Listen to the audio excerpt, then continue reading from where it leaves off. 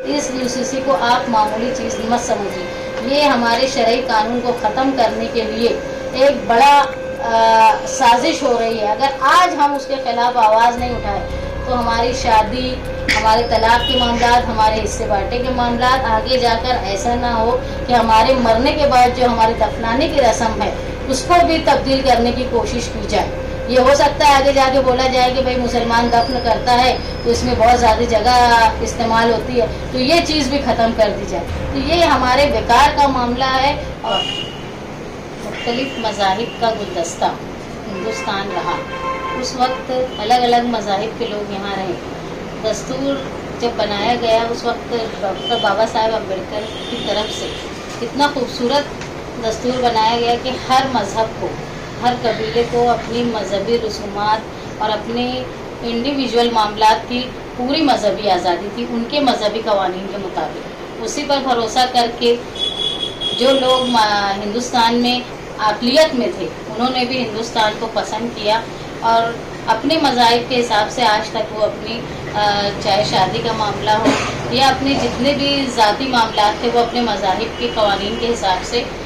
अदा किया करते थे। लेकिन कुछ दिनों से एक प्रोपेगेंडा हो रहा है, और जो पहले प्रोपेगेंडा होता था अब ये बात समझ में आने लगी है कि हिंदुस्तान में कॉमन लॉ लाने की बात हो रही है, यूसीसी,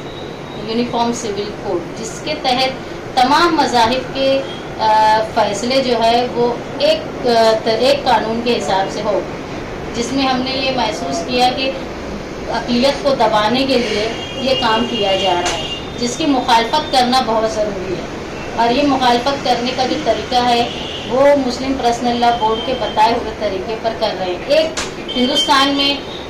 ऐसा भी हवा घुमाई जाती है कि अगर मुसलमानों के कवानीन को तब्दील गवर्नमेंट कर रही है फ़िरका परस्ती के नाम से, तो उस पर मुसलमान ख़वातीन खुश हैं, जो कि हकीकत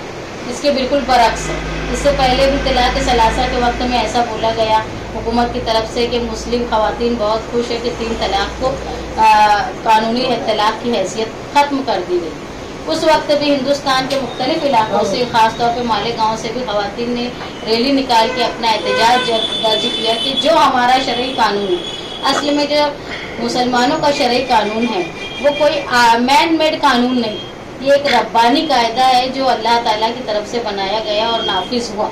उस कानून की खूबसूरती ये है कि क़यामत तक इतना मुकम्मल और जामे कानून है जो क़यामत तक परफेक्ट रहने वाला है। उसमें किसी भी मुसलमान को किसी तरह की तरमीम की ज़रूरत कभी महसूस नहीं हुई, और यही ईमान है कि क़यामत तक कोई तरमीम की ज़रूरत महसूस नहीं हुई। ऐसा परफेक्ट कानून उस जो खुशी से कबूल किया जाता है, जहाँ प्रोपेगेंडा होता था कि 3 तलाक़ देने से तलाक़ हो जाता है और मुसलमानों औरतों पर जुल्म होता है, वहीं ये भी औरतों का हक़ था कि अगर वो नहीं चाहती है शौहर के साथ अपनी ज़िंदगी गुजारना तो उसको खुला का भी हक़ था, जिसको दूसरी समाज के लोग छुपाते हैं ये बताने के लिए कि मुसलमान औरतों के बहुत जुल्म करता है। बल्कि जितना खूबसूरत कानून इस्लाम का है, जिन्होंने बराबरी का हक़ दोनों को दिया है। आप देख रहे हैं न सिर्फ मुसलमान बल्कि सिखों की तरफ से भी एहतजाज की बात आ रही है। आज हम लोग न्यूज़ में देख रहे थे कि कबायली समाज के लोगों ने भी एहतजाज किया है कि जो हमारा कानून है वो हम हमारे जो पूर्वजों से चला हुआ कानून है हम उसकी पाबंदी करेंगे। और जो हिंदुस्तान में प्रोपेगेंडा होता है कि औरतें जो है वो शरई कानून के तब्दीली पर बहुत खुश हो रही हैं, उसको ख़त्म करने के लिए ये प्रोपेगेंडा को जो गलत मैसेज जा रहा है, मुस्लिम पर्सनल लॉ बोर्ड की तरफ से एक हिदायत ऐसी है कि ख़ास तौर पर ख़वातीन, मुस्लिम ख़वातीन अपना एहतजाज दर्ज करवाएं। ऐसा हो रहा है कि लोग एहतजाज दर्ज कर रहे हैं, हमारी ऑफिस से भी एहतजाज दर्ज हो रहे हैं, लेकिन वो ईमेल आईडी में ये साफ वाज़ेह नहीं होता कि ये खातून का है या मर्द का है। इसके लिए हम लोग ये कोशिश कर रहे हैं कि मालेगांव शहर से जो ख़वातीन हैं जो एक तंजीम चलाती है या बचत घर चलाती हैं, तो उनके तरफ से ईमेल आईडी में ऐसा मेंशन रहे जिससे ये ज़ाहिर हो जाए कि ये औरत है। तो जो हवा उड़ाई जा रही है उसको कहीं ना कहीं ज़र्ब आएगा। दूसरा ये कि जो महिला बचत गट है या तंजीमें हैं ख़वातीन की, उसकी और वो एक NGO की हैसियत रखती है वो ऑर्गेनाइजेशन, तो उनकी तरफ से दिया गया ईमेल एक इंडिविजुअल औरत का नहीं, इज्तिमाई तौर पे औरत के एक ग्रोह का होगा, उसको बताने के लिए हम लोग ये कोशिश करेंगे हमारी राब्ता ऑफिस से कल के दिन से, कल 20 तारीख से राब्ता ऑफिस पर ख़वातीन का जिनके ईमेल आईडी नहीं है वो या जिनके है वो यहाँ आकर और हम लोग उनको रहनुमाई करेंगे कि अपने ईमेल आईडी बनाएं, और जाकर शहर में भी